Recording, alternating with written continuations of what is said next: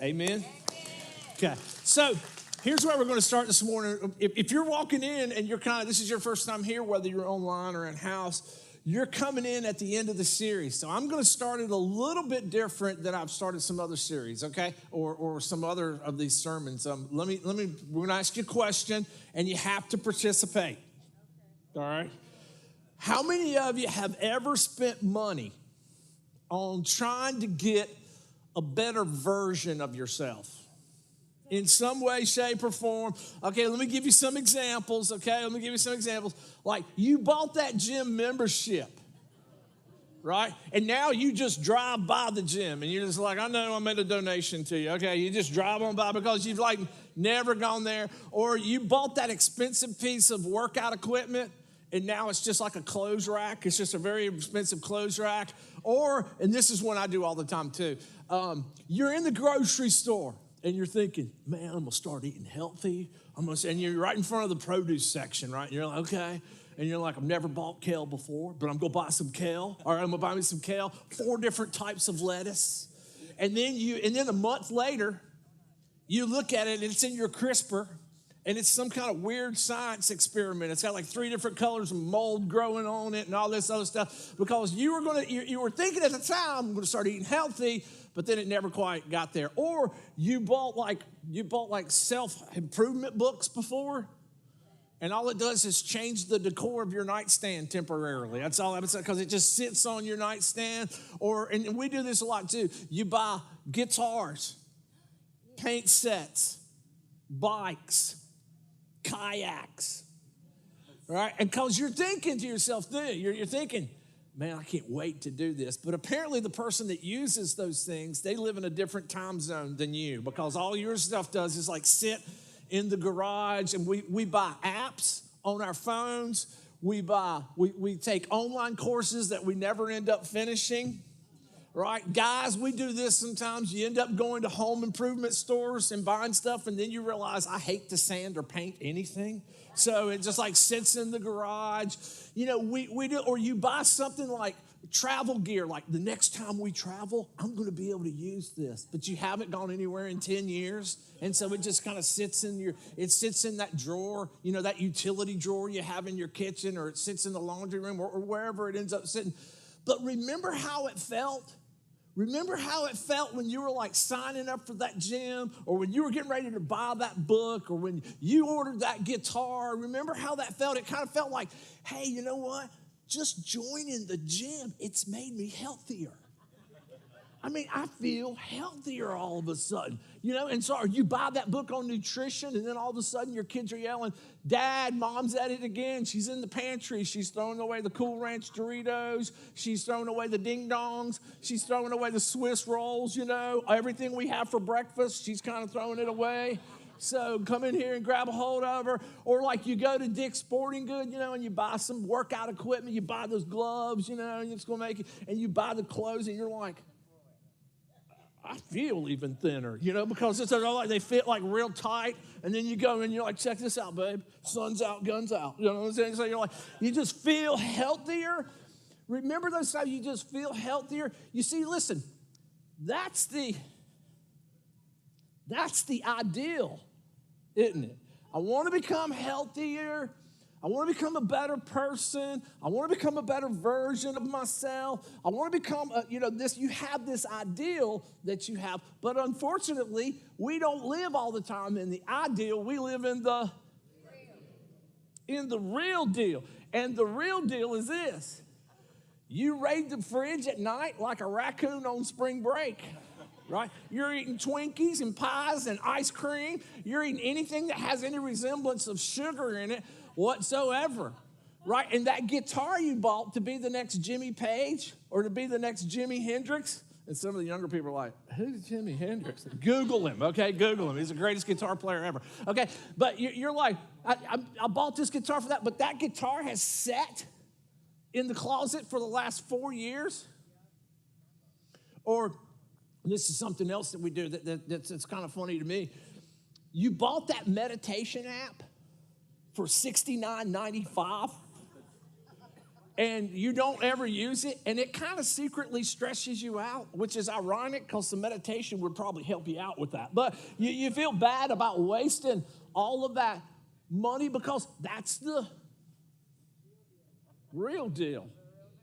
But we're always kind of shooting for the ideal. Now, we've talked about this, that in between that gap, between the ideal in our lives and the real deal, there's this tension.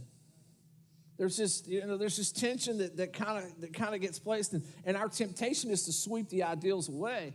And we've talked about some of these ideals in this idea of ideal family. We've talked about how the fact that we're supposed to mutually submit to one another. That's an ideal that would make our families run smoother. We've talked about the idea when there's conflict in our family. We've talked about how the ideals, one way to resolve it is to own it, own our part of it, and not just point the blame to the other person. And we've talked about the ideal, we talked about last week, that when we get into conflict with each other, that what we have to do is we have to die to self sometimes, don't we? And reconciliation is more important than winning an argument. See, those are the ideals that we've been talking about.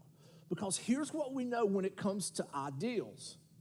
And this is really, really important because we see this happen sometimes when it comes to certain things in our lives. But here's the deal. Application makes all the difference. You can believe in something all day long, and it never, ever, ever change your life one bit. There are people in here that you actually believe in God.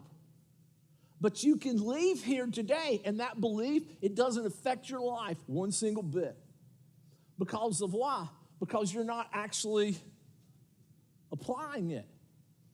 Guys, we do this. I do this all the time. I go into Home Depot because I need like one thing. But then I get in there and I go, hold on a minute. I don't have that tool. I think I need that tool. I don't know what I need it for, but I think I need it for because I'm going to do me a project when I get home. And so you buy, all these things you're going to do a project for, and then you get home, and then you're like, oh, it's time for lunch. And so you eat some lunch, and then you're like, I'm a little tired. It's time for a nap. And then you take a nap, and you wake up, and you're like, well, it's too late to get started today. So I'll start on that, maybe tomorrow. Because here's the thing. When the paint's still in the can, it doesn't do any good, does it? It's only when you apply the paint that things end up being better. Now, here's where it translates for us over into church.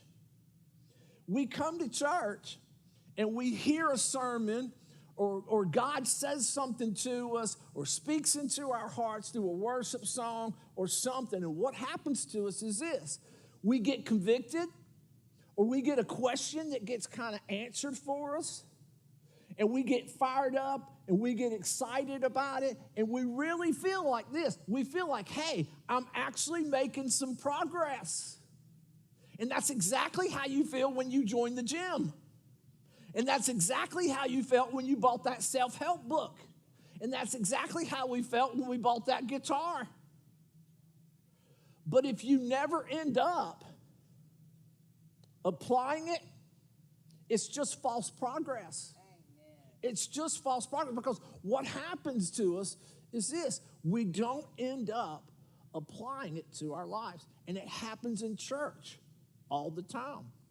Now, this is where it gets kind of important because we're going to look at a dynamic that's in play. And it affects every single family, especially parents, okay? Parents and grandparents, you need to hear this when we're talking about, because this is a dynamic of family that is so prominent that sometimes it's so elementary that we miss it. And we need to be reminded of it. Here it is. When our behavior models a virtue, or more importantly, when it models an ideal, since we're talking about ideals, when your behavior models an ideal, it's easier for our children to latch onto it. Makes sense, doesn't it? I mean, now that you hear it. Now, I'm going to give you an example of this. Think about it from your point of view. It was your parents' behavior that determined Not their parenting skills, not their rules, not their discipline, not even sometimes what they said. It was your parents' behavior that determined to you whether you wanted to be like them or not. It was how they treated you. It was how they treated your mom or how they treated your dad. It was how they treated others in your life. It was their behavior that determined, and this is bigger. It was their behavior that determined as soon as you were old enough to make your own decisions and to get out of the house, it was their behavior that determined you whether you even wanted to be around them anymore. It wasn't anything else than this. Their behavior. Now, this is where it comes into our lives, and it even gets kind of scary. It will be your behavior, not your parenting style, not your advice that you give your kids, but your behavior that will determine one day whether your children want to be like you or not, or whether your children want to even be around you or not. Scary thought, isn't it? Because what we're talking about here is there is this behavior thing that starts to take place because application makes all the difference. Now listen, it's not about being perfect in your behavior because nobody can be perfect. But it's about when we start to talk about these ideals, it's about applying them into our lives because what happens is this. Once we zone in on this idea, this dynamic of behavior in our lives and how it impacts our kids, our long-term relationships with our children too, I can tell you something. You're going to want this one particular aspect. As your behavior starts to impact your children, you're going to see this. They're either going to respect you or they won't. And now respect, when we start to talk about respect in parenting, when we start to talk about the ideal of respect in parenting, here's an important thing. Respect invites influence. If you respect somebody, you're going to listen to the words they say. You're going to take their advice, aren't you? And if you have influence in your children's life, and trust me, as they get older, you want it. You want your son, when he's 30 years old, you want him to call you up and say, hey, Dad, could I get your advice on something? Who wouldn't want that? Hey, Dad, I got an offer to get a job in another city. What do you think about that? Or, hey, Mom, we're thinking about coming home early for the holidays and bringing the kids. Would that be okay? Grandma. How many grandmas are going to go, no, I hate that idea. I just totally hate. No, because listen, you're going to want that influence later on in life, aren't you? So it's so important when we start to talk about this idea of ideals and the real deal that, listen, even though the real deal may be a long ways away from the ideal right now, what happens to us and what needs to happen to us is that we start making some type of movement toward the ideals. And the only way to do that is application. Now, here's what happens, and I wish I had heard this years ago when Lisa and I were parents. We were rookie parents, and we were just starting out. I wish somebody would have sat me down and taught me this, but I've only learned it because of becoming a parent. I think sometimes that's what happens. There are three things in our lives, parents and grandparents, that affect in a big way how we parent. Bless you. There are three important things, okay? And here's the thing about these three things. Every single person in here, we possess these three things.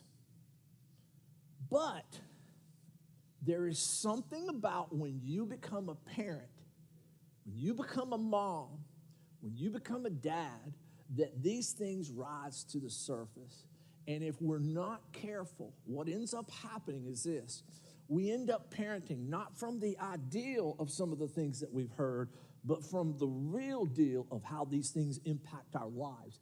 And every single body that's ever walked this earth, you're not immune to these three things. They all live in every single one of us. And when Adam and Eve sinned in the garden, These three things came into humanity, and they will affect us. And if we're not careful as parents, we will end up parenting from these three places instead of parenting from the ideal of where God wants us to be. Now, here are these three things: fear, insecurities, and anger. It's an interesting thing that starts to happen to all of us. When you become a parent, psychologists have done studies on this, and one of the things that they found was this: there is this thing called a parental ego. A parental ego works kind of like this, and it's kind of based alongside of these three things. And if you're not a parent right now, just pay attention anyway, because one day you're going to be. Here's what kind of works. Parental ego affects us in this way. We have a tendency to care and to even be influenced by what other people think of us as parents, because either our children behave or our children live in the real deal and don't behave, right? You're concerned about whether other people are secretly or sometimes publicly or sometimes at family functions just right out coming out and telling you. You're secretly affected by what other people think of you, whether you're a good person, a good parent, or not, by how your children behave or how they misbehave. I can tell you if you have parental ego or not in a short test. You want to take it? Okay, we'll take it. Here it comes.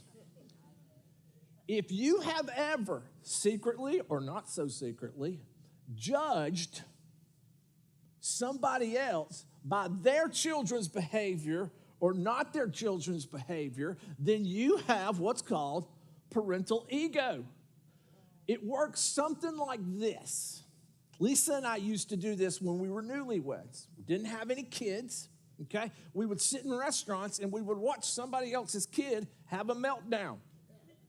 And we would say this: well, I'm going to tell you one thing. When we have kids, when we have youngins, they ain't going to do that. They won't do that. Oh, no, they won't. You think they will, but no, they won't.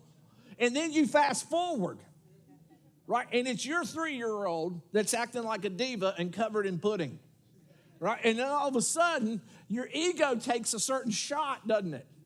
But we all have parental ego. We're all concerned about how children, whether they behave or not, how it reflects on us as people, and specifically as parents. Now, one of the things that come into play is this idea of fear.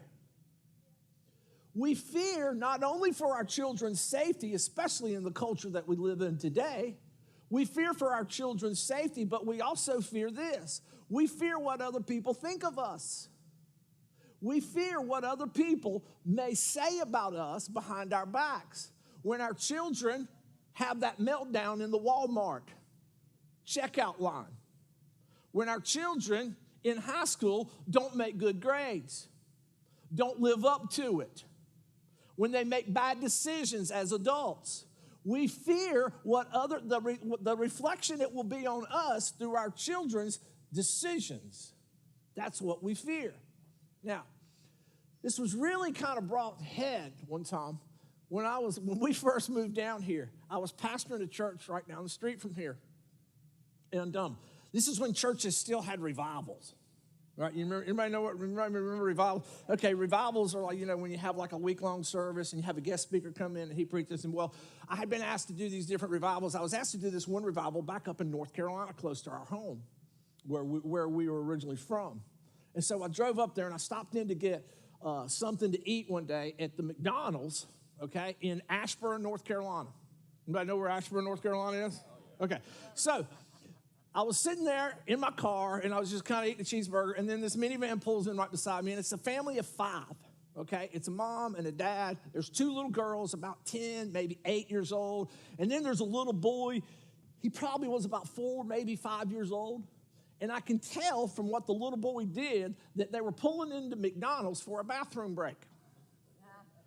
Now, the dad gets out of the car with the two little girls, and he's running up to the McDonald's, and he's got each one of their hands, and then the oldest girl has her little brother's hand, and they're all kind of running up to the McDonald's. Well, at the last minute, the little boy peels off from the girl, and he goes back running up to the front of the minivan. Well, I was keeping an eye on him because this McDonald's is on Main Street. And there was a fence right there, so I wasn't too worried about it, but there's this grassy area. Well, the next thing he does is, I don't know how many of you have been around 4-year-old little boys when they pee outside, okay? But he drops full trout. I mean, his britches are down to the ground, his Spider-Man underwear is down to the ground, and then he just starts peeing. He's just peeing, man. He's just giggling and laughing, and I'm like this in my car. I'm just sitting there eating my cheeseburger, taking in the show. He's just peeing. He's got his rump out there for everybody to see. Main Street, USA, just pee. Well, his mom doesn't notice because she's on her phone. So she's on her phone, and I'm like, just watching and watching, waiting and waiting. So, well, then all of a sudden she looks up. And I imagine the first thing out of her mind, or first thought in her head was this: who in the world would let their little boy pee outside on Main Street in Ashburn? And then she realized, oh my God, that's my little boy peeing. So she gets out, and again, I'm still in my car. She gets out, and it's like in slow motion. No. And she gets right up to the front of the car where she at. Well, she must have yelled his name because he does this. Never stops peeing. And you know, I don't know if you know anything about 4-year-old boys, but they got great plumbing. So he had some range with that, and she come right into the line of fire. Well, at that time, I just spit up my cheeseburger. It's all over the dash. It's all over the windshield. I sold that car, and it still had pieces of cheeseburger all over. And I was just dying laughing. And she's trying to get a hold of himself, and I'm choking to death. It was a scene. I'm just telling you, it was a scene. And by the time he finally gets done peeing, she does what every single parent would do. She starts looking around to see who saw him. And she sees me, and we lock eyes, and I'm like,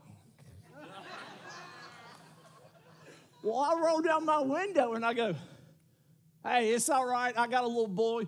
Boys will be. But she was dying a slow death. Because of what? Because she was fearful of what other people might think in that moment. And what happens to us is this sometimes. We get so, now she started laughing, and she had a good laugh about it too. But what happens to us sometimes is this: we don't laugh about it. And we end up parenting from a place of fear, not from a place of concern for our children. The same thing works with our insecurities. Most psychologists will tell you this: if we have insecurities, it usually comes from some point in our childhood where there was some type of trauma, where there was some type of abuse, where there was something that went on that didn't get reconciled, where we didn't really heal healthy. And so we carry these insecurities with us. And sometimes the very insecurities that we carry with us end up impacting how we deal with other people. It ends up how we end up dealing with our parents. It ends up how we end up dealing with our children, with our nieces and our nephews. Because we're actually insecure about ourselves, but we project that into the lives of our children. You know, have you ever done this? Don't raise your hand. Yelled at your kid for something that was just, it was just ridiculous at the time. They spilled apple juice in the car, and you just read them the riot act, right? Your 4-year-old colors on the walls with crayon, and you just lose it. And it can be easily remedied with a magic little, but you know, you just kind of lose it. And then what happens is this: you're up at 3 o'clock in the morning, tossing and turning, thinking this to yourself: I have ruined my little baby. I have yelled at them. I didn't even need to yell at them. And they're probably sitting down there in the bed, and they're traumatized. And I mean, I feel terrible. I feel terrible. I am the worst parent in the world. They're probably down there tossing and turning because they can't sleep. Then you go down there and check on them, and they're sleeping like a fat water rat. It ain't nothing bothered them whatsoever. They never even thought twice about it. And you're racked with guilt. Why? Because of these insecurities we have sometimes. These insecurities that we carry with us. And the other thing, and this is the last thing, that probably gets to parents more so than anything, and that's anger. I'm just going to tell you something. I have never been more mad at anybody in my own life than my own children sometimes. It's amazing how you can push buttons and how they can push your buttons. Your parents can push buttons on you that nobody else could ever push.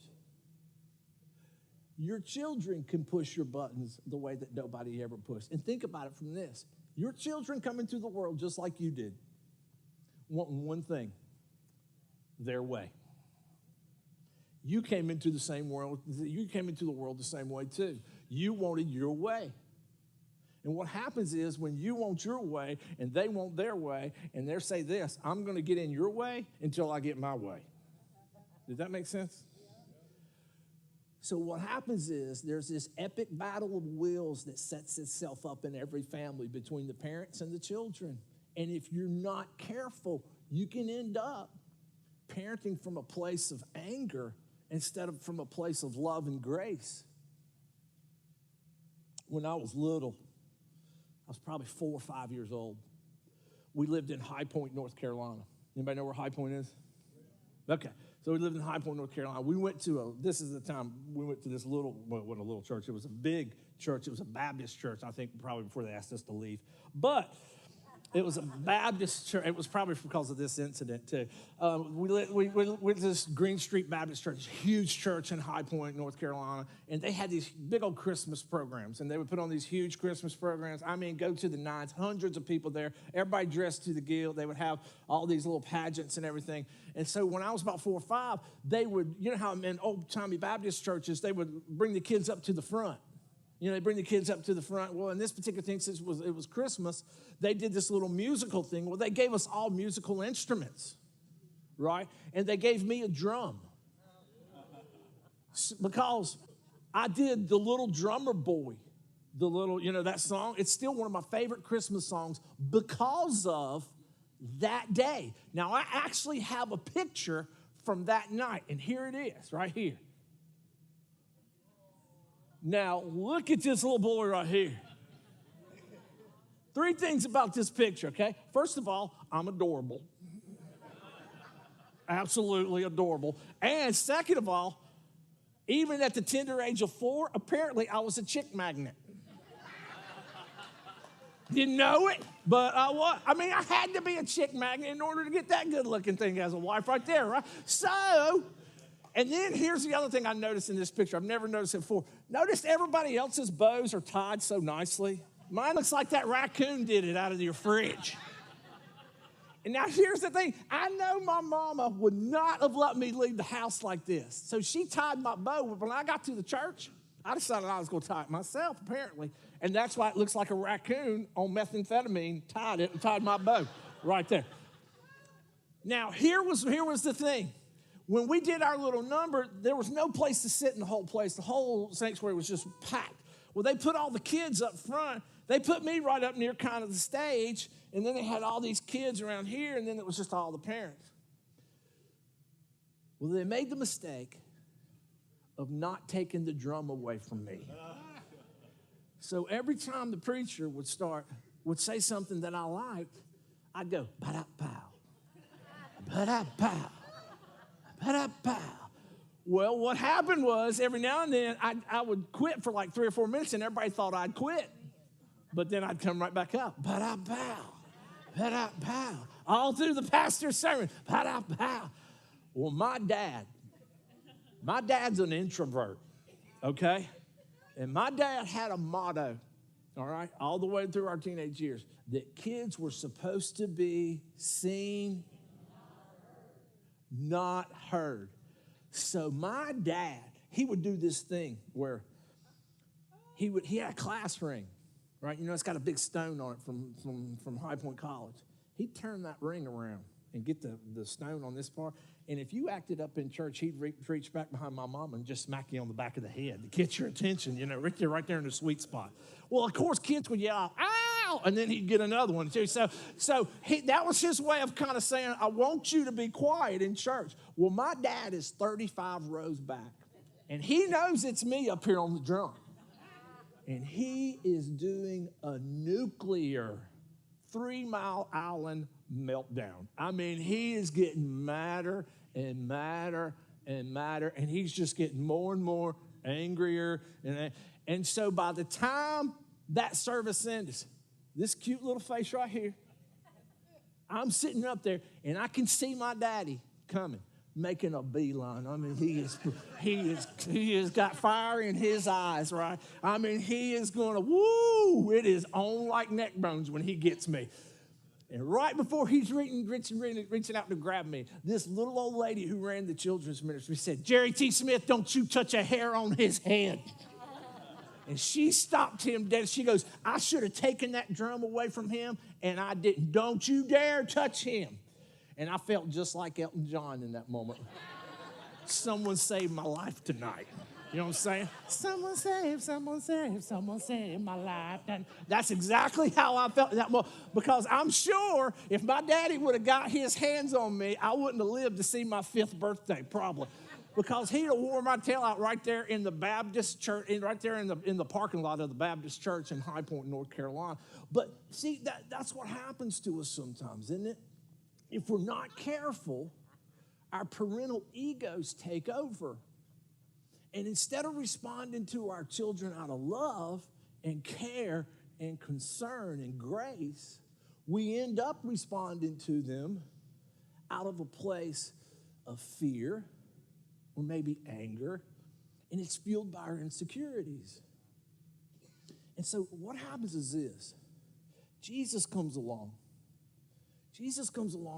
and Jesus says, and this is so important, in John chapter 13, now think about this. Jesus gives us a new commandment. Now, think about the context of what Jesus is getting ready to say. He's sitting with some of his family and friends on the last night of his life. He will be dead in 24 hours. Now, how many of you, if you realized you had 24 hours to live, you would gather your family and friends, and the things you would tell them would be some of the most important things in the world to you, wouldn't they? I mean, it would be the things that you wanted them to hang on, the words that you wanted them to hang on to for the rest of their lives. And Jesus, in this moment, here's the words that he says, and he speaks right into our fears, right into our insecurities, right into our anger. And here's what he says. He says, a new command I give you. Now, a new command. He's not saying, listen, he's not saying this is a command that you add on top of all the other ones. He's going, no. This command right here is the command you should live by. You should live by this command. And he says this is a command I give you. Love one another. Now, here's where Jesus starts to drill down. He's going to give us a specific way to love one another because everybody loves a little bit differently, don't they? The way that you give love may be different than the way that I receive love. The way that you receive love may be different in the way that I give love. Some of us give love because we're disciplinaries. And so we give love that's the way. We give love by showing you structure. There are other people that give love. You're all touchy-feely. You're like, come here, give me huggy. And you're all touchy-feely. And some of you are like, it's like our 5 love languages. We all give love different ways. But in this particular moment, Jesus drills down and he says this. Here's the specific way you should love other people. And he goes this. As I have loved you. See, there's the description in there. Because what it makes us do is this. It makes us stop in that moment and say, well, hang on a minute. How has Jesus loved me? Now, you need to stop in this moment and say this. I'm supposed to love other people the way that Jesus has loved me. Now, you answer this question in yourself. How has Jesus loved you? How has Jesus loved you? Because if I answer that question, I say something like this: Jesus has loved me unconditionally. Jesus loved me when I couldn't love myself. Jesus didn't hold my wrongs against me, and trust me, there's a bunch of them. Jesus loved me in spite of myself. He loved me through my sin. He loved me through my flaws, through my shortcomings, through my mistakes. That's the kind of love that Jesus loved me with. And I'm imagining that's kind of the love that Jesus has loved you with, hasn't he? And so Paul takes this. Paul comes along and Paul says, I'm going to take this command right here, this command that Jesus gave us. And Paul has a nickname for this command. He calls it the law of Christ. And he says this: it is the law of Christ that should govern everything in your life.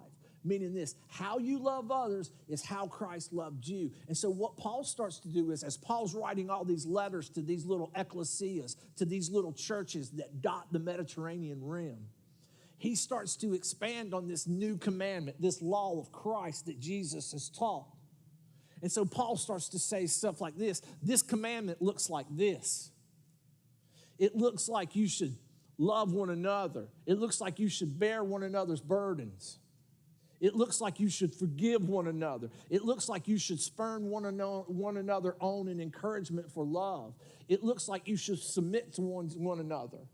This is what this love looks like. And then Paul, this is big, in one of his letters, he writes the most profound statements about love.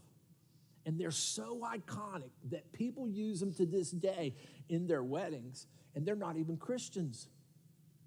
It is so profound what Paul begins to teach on. It is so iconic. But here's how most people approach it. It's out of 1 Corinthians chapter 13. Most people look at these passages of Scripture like this. They look at it between a man and a woman. They look at it between a romantic love between each other. Matter of fact, that's why you hear this passage said a lot at weddings. But I want us to look at it through a slightly different lens this morning. I want us to look at it, okay, through the lens of family. That this is how we're supposed to love our sons and our daughters. This is how we're supposed to love our moms and our dads. This is how we're supposed to love our aunts and our uncles, the people that God has put together with us to do life with. This is how we're supposed to love them, okay? Here's where Paul takes off. He says this: love is patient. Love is kind. It does not envy. It does not boast. It is not proud. So what Paul is saying is this. Whoops, I always do that. Love is patient. See, most families, I don't know how your family is, but most families aren't known for patience. They're more famous for rushing. We rush to get up in the morning. We rush to get the kids out the door on to school. And then we rush home from work. Why? So that we can rush to get dinner done. So that we can then rush to do a little bit of homework. And then we can rush to practice. And then we can rush home from practice and rush and do a little bit more homework before we rush to get to bed and before we start the whole process the next day. And so we rush and rush and rush and rush. And what happens through all the rushing is this: we end up forgetting about the very people that are in front of us. We end up forgetting about the very people that are in front of us. Here's a neat idea about love. Love's speed limit is people, not productivity. Love is patient, meaning this: it says, I'm going to move at your speed instead of you forcing you to move at mine. I'm not going to force my 3-year-old to move at my speed. I'm not going to force my 92-year-old mom to move at my speed. I'm going to be patient because it's not about productivity. Okay? It's not about productivity. It's about patience. Now, this is one of the funny things that I see sometimes at church. And I'm watching you. Okay, just so you know. I can tell when some families come in to church on Sunday morning, what kind of morning they've had. Right? Like, just think about this. There are some mornings when you're trying to get your kids ready for school, it resembles a scene out of a war movie rather than out of a family, right? You know, the dad's yelling, get in the car, get in the car, get in the car. Mom's yelling, move it, move it, move it, move it. And you've got like one kid who can't find their pants. You got another kid, she's crying because she doesn't like her socks. And then you got your teenager, he's more concerned about what's happening on the screen than what's going on around him. And so by the time you get to church to worship God, some of the moms are like, I just threatened 3 little human beings within an inch of their life in the name of Jesus to get us here, okay? We're going to worship some Jesus up in here this morning. Because that's what ends up happening, because we become more concerned with the idea of productivity. Let me go ahead and give you a green light. Church should be the one place in the world where you don't have to fake it. Amen. You don't have to fake it. Be yourself. Be authentic. Listen, if your 3-year-old shows up here with pudding all over their shirt, I'm going to look at him and go, I've done that. Did it last week, and I'm not 3, okay? So listen, it's okay. It's okay. Be authentic. I don't care if their socks match. They don't have to be dressed up. It's okay. If you want to dress them up, that's fine. But if it creates tons of stress in your life to where you end up parenting out of a place of frustration and anger instead because you're losing your patience, here's a little thing to hang on to as we move on. Say to yourself this when you start to get impatient. Am I loving this person or just trying to manage them? Am I just trying to manage them to get kind of what I want and moving them down the road and doing all this and doing all that? Or is it more so about the person? If she wants to wear her princess dress to church, let her wear a princess dress. Even if she's 42, it's okay. It's okay. Just be you. It's all right, okay? You have my blessing.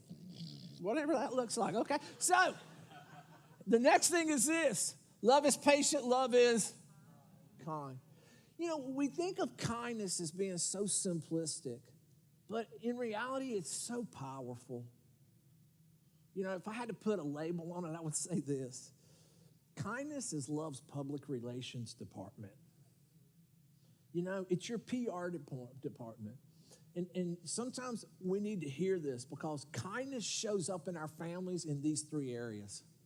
Kindness shows up in our families with our tones, our timing, and our attitudes. Sometimes our tones are better at work than they are in our living room. We say stuff like this at work. Oh, sure. Oh, we can do that. Yeah. Oh, thank you. No. It's no problem whatsoever. It's fine. I'll be glad to do. Yeah, no, it's good. It's good. It's good. It's good. It's good. It's great. It's great. We love you. It's great. It's great. It's great. And then when you get home and somebody asks you to get a drink out of the soda, you're like, what do I look like? DoorDash? What, do I look like your maid? Do I look like your butler out of Richie Rich? I don't think so. But what we do is this. We're polite to total strangers sometimes. And then we're not even polite to the people that God's got us doing life with. And we give all of our kindness to strangers. And listen, we should. I'm not saying don't be kind to strangers. But we give it all to kindness, and then we give our family leftovers and scraps. When in reality, it ought to be the exact opposite. We ought to be pouring kindness into our family. We ought to be pouring kind words into our family. Here's a great little handle for kindness, okay? And you can kind of put this into practice. Every day, say one kind thing to every member of your family. Here's the trick. Out loud. Kindness said in your head doesn't do any good, right? Because the person needs to hear it. I'll tell you another great little tip. Say it first thing in the morning before they leave the house. It has a way of changing people's attitudes. I say this to my wife all the time. Hey, babe, you look awesome. Tell Hannah, you look beautiful today, honey. Why? Because kindness goes a long ways. You've seen this, right? You've seen this in your own life. Somebody says something kind to you, and it can totally change your mood. It can flip it. A stranger says something kind to you. Your husband texts you something. Your wife texts you something. Kindness spoken out loud. It changes people. Why? Because it's so powerful in our lives. Then Paul says this. I'm about to wrap up, guys, okay? It keeps no record of wrongs. Now, here's what I know about most families. Most families, every family's got a scorekeeper. Now, if you say to yourself, my family ain't got no scorekeeper, congratulations, you're the scorekeeper. That's how that works, right? You've got a running record, a running spreadsheet that goes something like this. You forgot to take out the trash 3 times. The last 4 times you've left me the car, it's been on empty. And you gave me that god-awful Christmas sweater about 4 years ago that looks like something out of a Clark Griswold movie. And, you know, it is so ugly.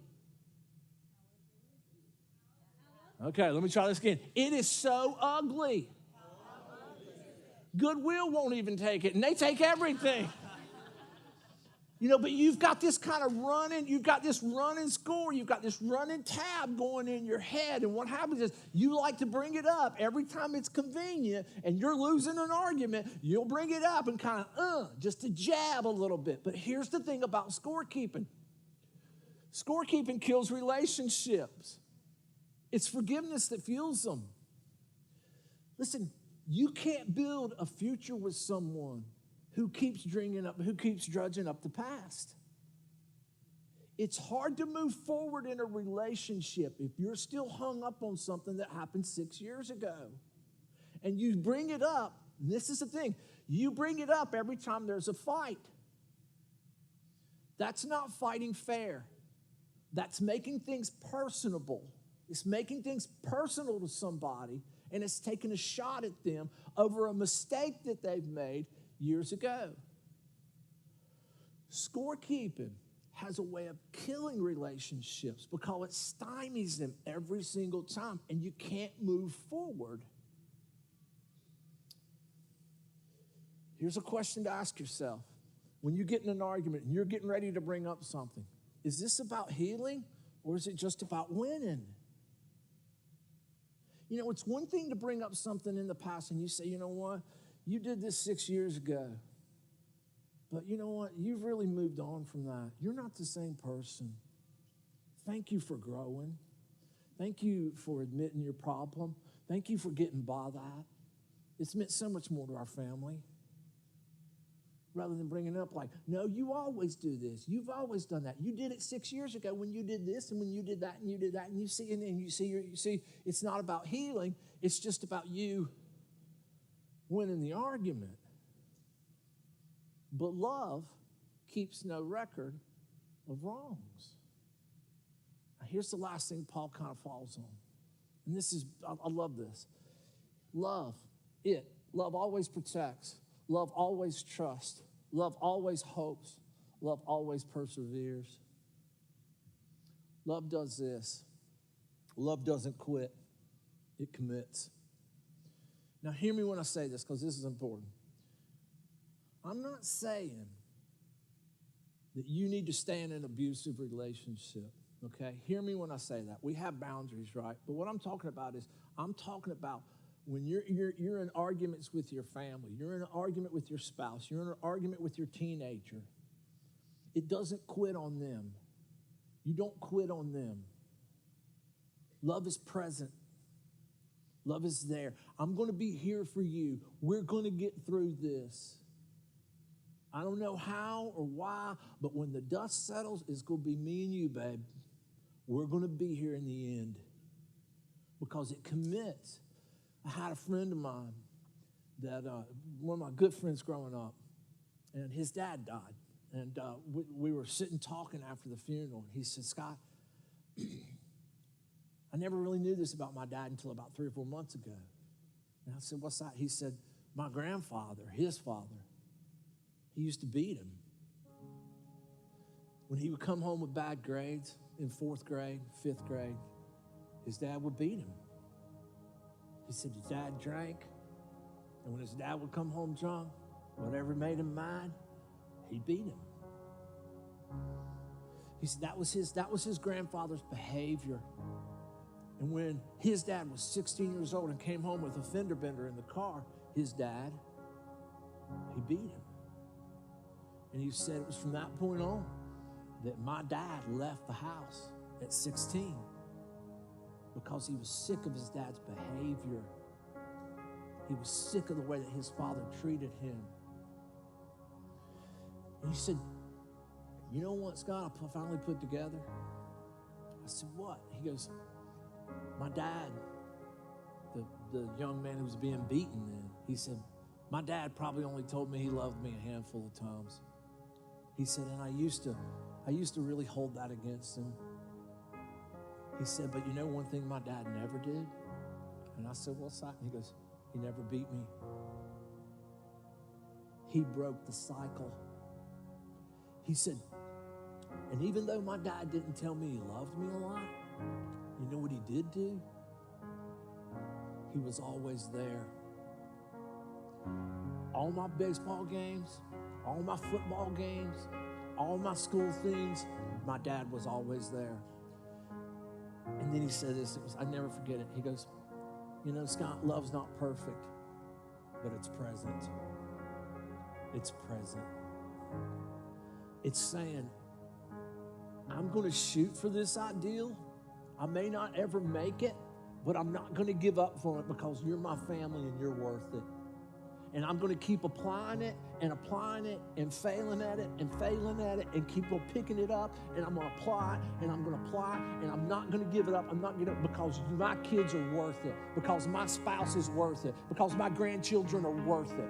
They are worth it. They are the people that God has blessed me with to do life with, and I'm not going to give up on them. I'm not going to quit on them because love perseveres. Love can be trusted. Love protects. It commits. And I'm committing to you by continuing to shoot for this ideal. I may not never make it, but I'm going to keep shooting for it because you're worth it. And because of this, and this is the biggest part, that's what Jesus did for me. He doesn't keep a score of my wrongdoings. His love is patient. His love is kind. His love commits to me. And it never abandons me. Amen, church? Amen. Let's go to the Lord in prayer. Father, thank you for great graces and mercies. Thank you for your truth. Thank you for your word. Thank you for your love. Father, I pray for these families that are gathered. I lift them up to you. The kids, the sons, the daughters, the moms, the dads. Father, give them a courage. Give them a wherewithal to not give up. I know there are some in here and they feel like throwing in the towel some days. But let them realize, encourage their hearts that it's worth it. I pray that their application of your ideals, Father, that you would bless it with grace and mercy, that you would allow it to produce fruit in these families, Father, that are felt for generations on. Thank you because you are true. You are faithful. You are good. You are a good, good Father. And we know this full well. In the precious name of Christ we pray.